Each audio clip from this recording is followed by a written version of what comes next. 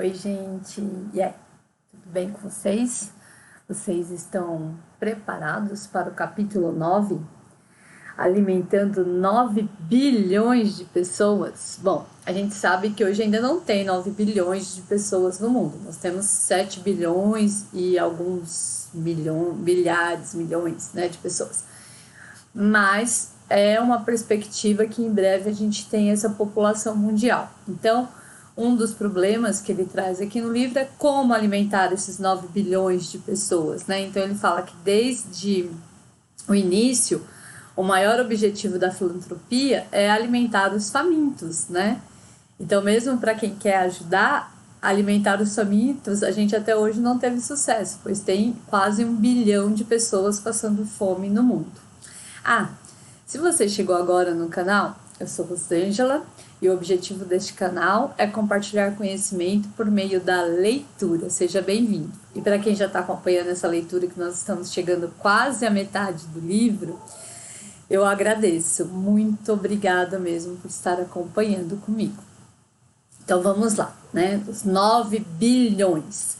No primeiro trecho desse capítulo, ele fala sobre o fracasso da força bruta. Então, assim, a agricultura, embora ela use as tecnologias que nós conhecemos, né, até então, ela tem usado as tecnologias de uma forma não muito agradável para a natureza, né? A gente criou tecnologias de pesticidas, de pesca predatória, de formas de produzir o alimento, mas muito agressiva para a natureza. Então é isso que ele vai trazer como questionamento sobre o fracasso da força bruta.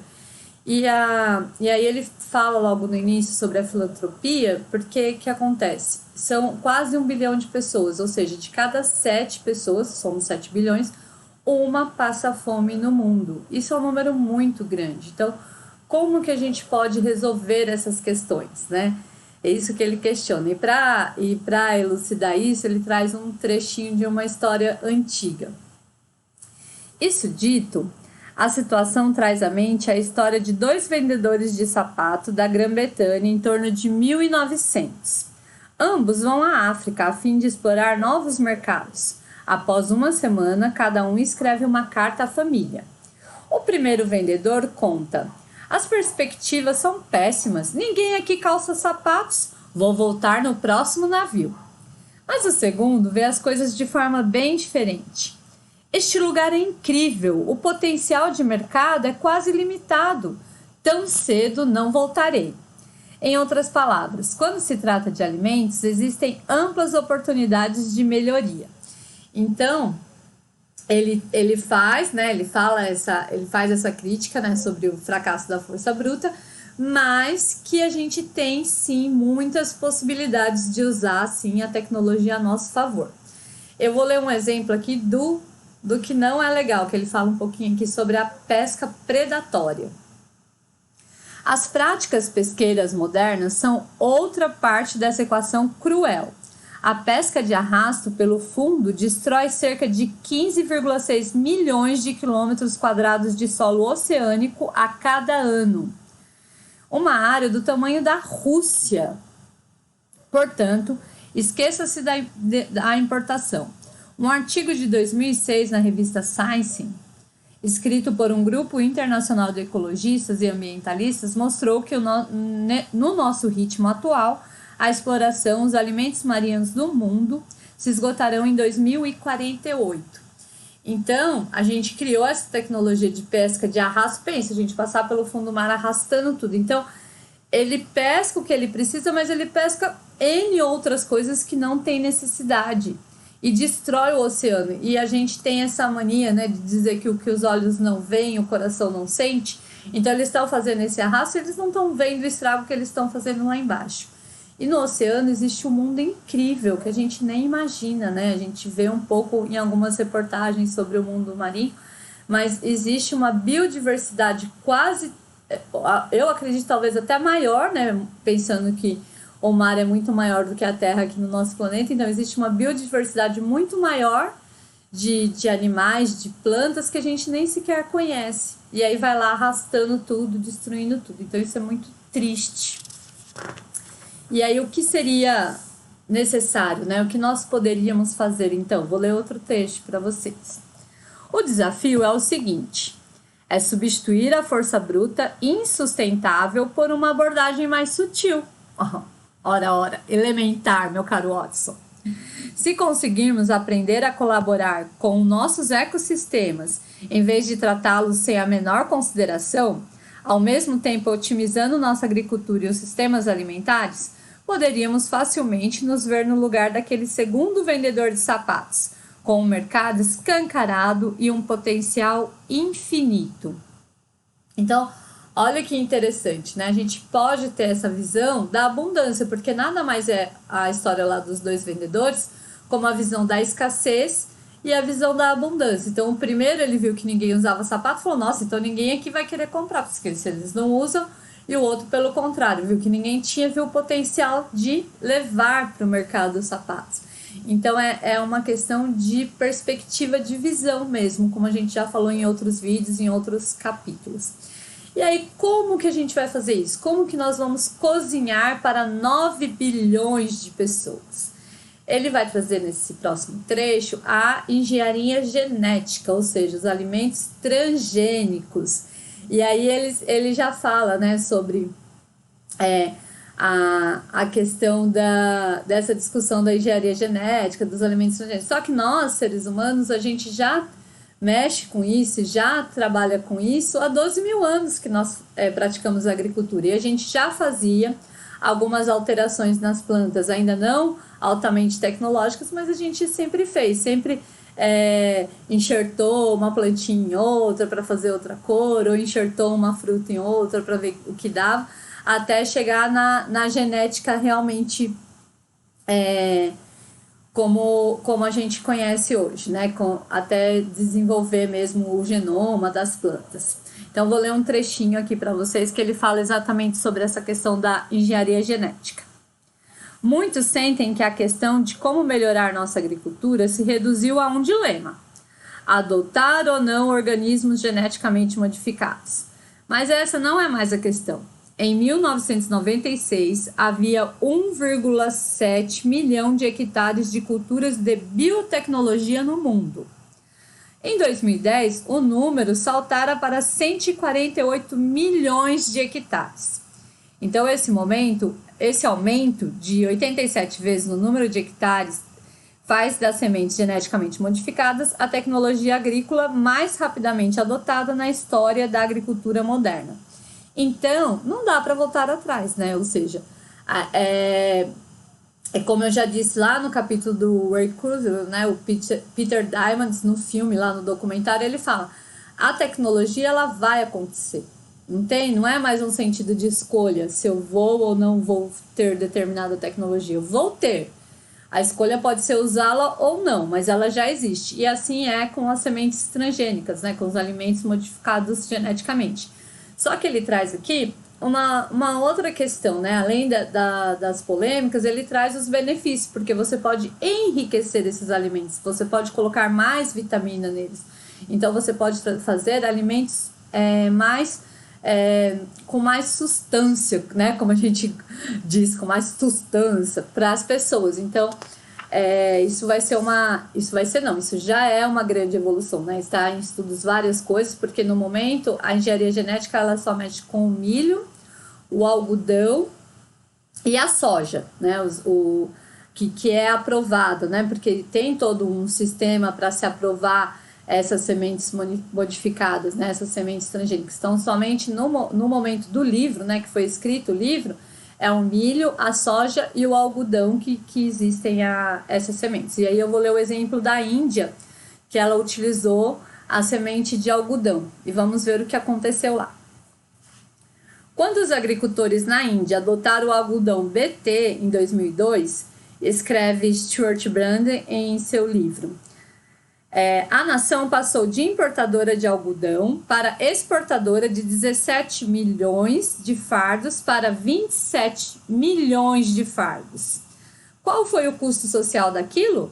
O principal acontecimento foi que o algodão BT aumentou o rendimento em 50% e reduziu o uso de pesticidas em 50%. E a renda total do agricultor indiano aumentou de 540 milhões para 1,7 bilhão de dólares. Então, olha só que salto que teve a utilização dessa semente. Então, diminuiu os pesticidas e melhorou a produção. Esse é um relatório de progresso no tempo presente.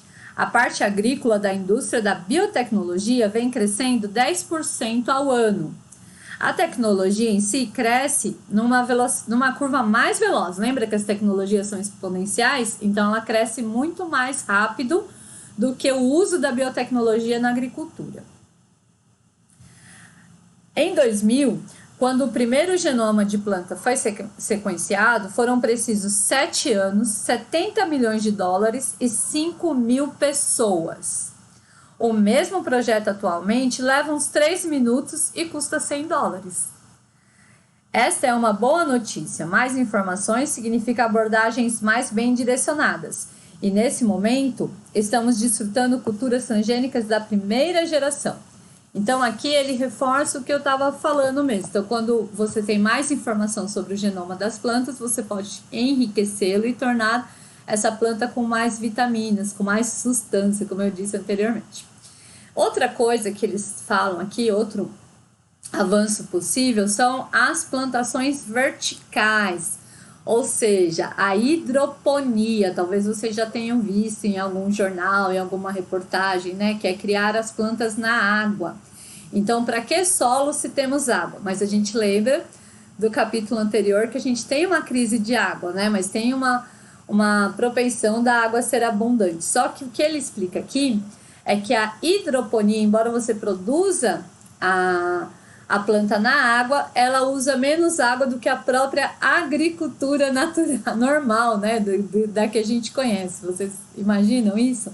Acaba usando menos água do que seria necessário para a plantação na terra. E aí ele fala, né, que ele faz um percurso histórico sobre as plantações verticais. Então, desde lá dos jardins suspensos da Babilônia, né, que remonta a 5 séculos antes de Cristo, tem gente que ainda questiona. Eu fui pesquisar um pouco, então tem gente que questiona se realmente existiu ou não, mas tem escritos que falam sobre esses jardins suspensos. E aí depois, eu lembrei um pouco da lição do alumínio, quando eu estava relendo, preparando o roteiro para vocês, né, que ele data lá do início dos séculos, e depois ele só voltou para a gente lá no século XVIII. E mais ou menos isso foi o que aconteceu com as plantações verticais. Aí tem um livro de Francis Bacon que vai descrever isso em 1627, mas ela só foi mesmo, chegou à maioridade, como o autor diz aqui no livro, em 1930, quando os cientistas conseguem mesmo achar o equilíbrio de colocar os minerais, as vitaminas necessárias para a hidroponia se desenvolver. E na Segunda Guerra Mundial foi quando isso fez um boom, foi produzido, né, as plantações verticais, porque eles tinham um problema como levar alimentos aos soldados. Então eles começaram a produzir as hortas verticais, e em 1952 eles tinham produzido 4.000 toneladas de alimentos, só o exército. Então é um potencial gigante aí sobre as hortas, as plantações verticais. Mas o que aconteceu? Passou a Segunda Guerra, parece que as pessoas esqueceram desse potencial das plantações verticais. Eu vou ler um trechinho aqui para vocês. A NASA, que queria descobrir como alimentar astronautas em Marte, não abandonou a ideia. Alguns outros também. Em 1983, Richard Stoner fez uma grande descoberta: a possibilidade de suspender as plantas acima do solo, alimentando-as por meio de uma névoa rica em nutrientes. Foi o surgimento da aeroponia. A partir de então, as coisas começaram a ficar bem interessantes. Então, as pessoas esqueceram dessa tecnologia, mas a NASA não, porque ela ainda pensava sobre isso. E aí veio a descoberta da aeroponia, que seja, ainda por uma névoa de nutrientes. Olha que interessante. Mas existe aí uma questão, né? É um problema de RP, explica Dixon Despomier. Quando as pessoas ouvem falar em hidroponia, não pensam na NASA, pensam no cultivador de maconha. Ah, caramba, até uns 10 anos atrás, eu próprio pensava no cultivador de maconha.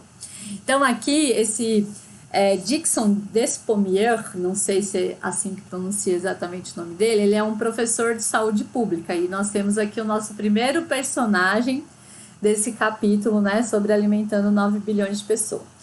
Ele lá no final da década de 90, ele tinha esse problema, ele era um professor de saúde pública, tinha que falar sobre o impacto, né, do ambiental na produção dos alimentos, e ele achava isso muito triste, porque as perspectivas eram muito tristes. Então ele propôs aos seus alunos um desafio, que eles trouxessem soluções possíveis, né, para alimentar mais pessoas ocupando menos espaços.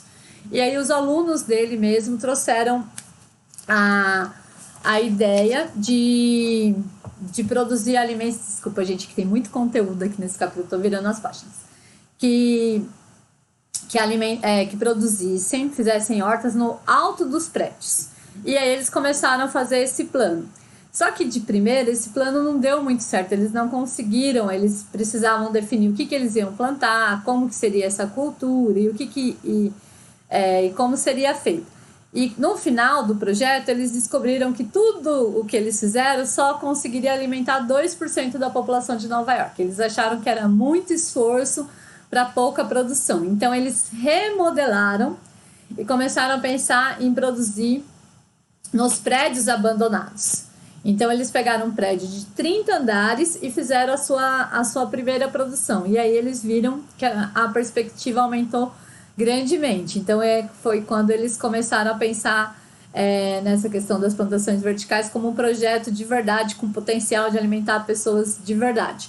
Porque um dos nossos grandes problemas para alimentação é a distribuição e o desperdício, gente. Então, aonde é produzido é muito longe de onde tem a pessoa que precisa comer. Então, nesse trajeto, há um desperdício muito grande. Então, era hora de mudar as fazendas de lugar. Então, se eu produzo verticalmente ali próximo de mim, eu não gasto com transporte, vou ter um mínimo de desperdício. E as plantações verticais, elas utilizam menos pesticidas, fertilizantes, essas coisas, porque ela, produzindo na água, a quantidade é menor que é utilizada. Então, vou ler aqui um outro trechinho para vocês. E elas têm enormes vantagens. As plantações verticais são imunes ao clima, permitindo o cultivo o ano inteiro sob condições ótimas. 1 hectare de solo de arranha-céu produz o equivalente a 10 a 20 hectares de solo tradicional.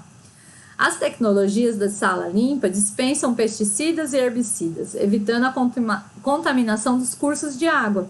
Os combustíveis fósseis, agora empregados para arar, fertilizar, semear, arrancar ervas daninhas e colher e distinguir, também desaparecem. E o melhor é que poderíamos reverter as antigas terras cultivadas em parques e reduzir a perda devastadora da biodiversidade. Viram quantos benefícios as hortas verticais nos trazem? E tem mais uma questão aqui. Luzes para as plantas também são usadas, tanto à noite como em dias nublados.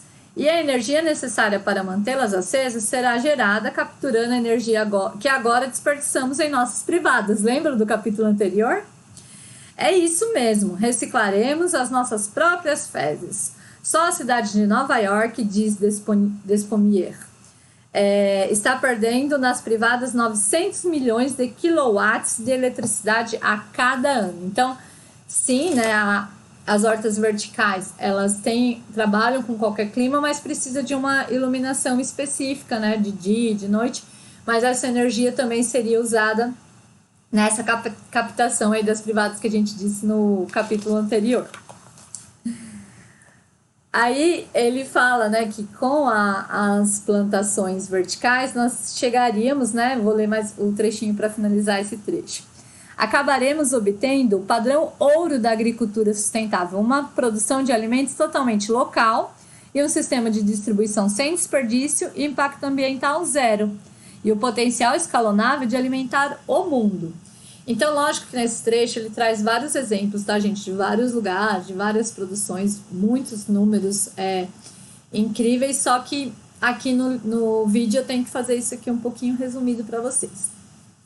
Agora a gente vai falar de um assunto um pouco, como posso dizer, difícil, espinhoso, acho que espinhoso é mais a palavra, é sobre a proteína. Como a gente já disse lá no capítulo da água, para produzir 1 quilo de carne bovina, a gente gasta 21 mil litros de água. Só que não é somente isso. A gente sabe que para ter uma saúde ideal, a gente tem que consumir de 10 a 20% de proteína na nossa alimentação diária. Só que a carne vermelha está destruindo o planeta, né? Vou ler aqui o trechinho para vocês que fala exatamente sobre isso. O gado, para início de conversa, é grande consumidor de energia. A proporção de energia consumida para a carne produzida é de 54 para 1. O gado é de 54 para 1. O gado também ocupa uma grande área. A pecuária representa 70% de todas as terras agrícolas e cobre 30% de toda a superfície da terra do planeta. A criação de gado produz mais gases do efeito estufa do que todos os carros do mundo e é a principal causa de erosão do solo e desflorestamento. As doenças são outro problema. Rebanhos compactos são criadores de pandemias. A demanda global por carne deverá dobrar até 2050. Portanto, se nada mudar, a ameaça de pandemia só pode aumentar. Você veja, a gente não ouvia falar tanto em pandemia, nós estamos aí chegando no auge, né, da pandemia que nós vivemos há praticamente 1 ano.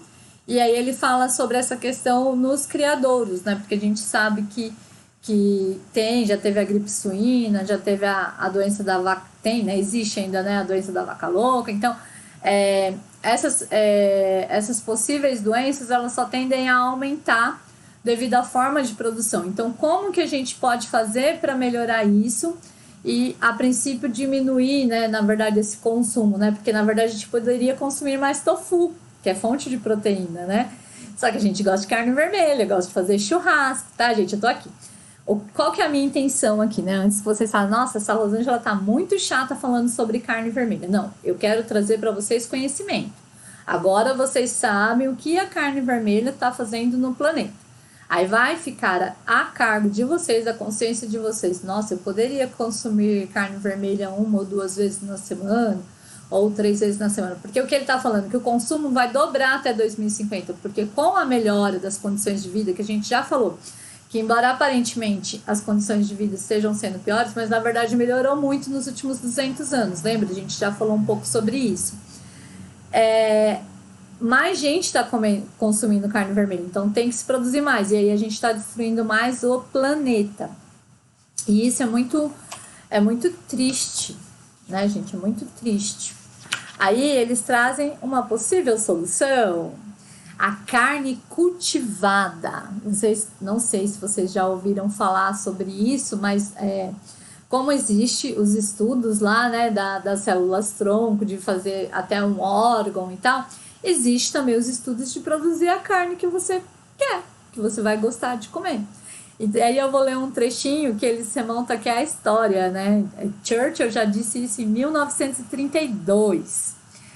Em 1932, Winston Churchill vaticinou: daqui a 50 anos nos livraremos do absurdo de criar um frango inteiro para comer só o peito ou a asa, cultivando essas partes separadamente sob um meio adequado.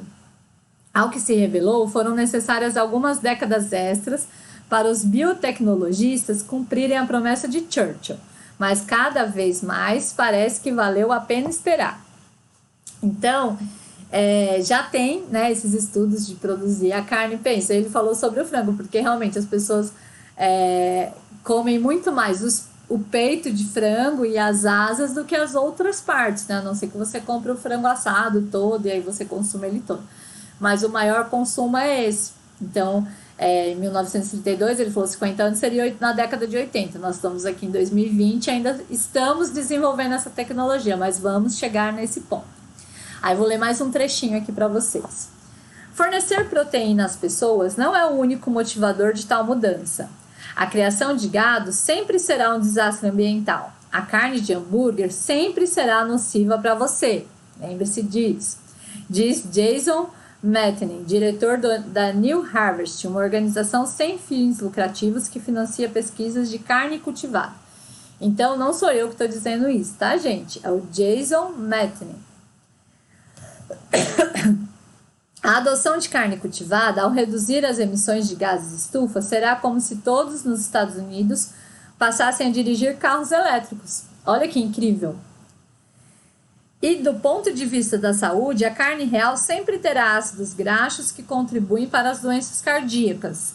Não dá para transformar uma vaca num salmão, mas a carne cultivada permite que façamos justamente isso. Carnes in vitro.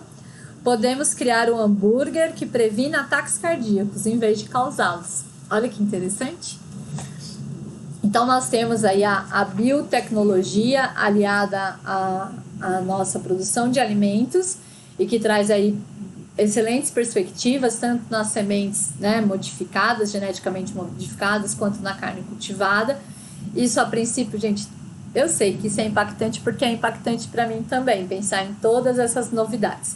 Mas é muito legal saber que tem essa previsão, né, de abundância de alimentos, de abundância de água, de que tem gente trabalhando nisso, né, que tem gente preocupada com isso. Entre o presente e o futuro.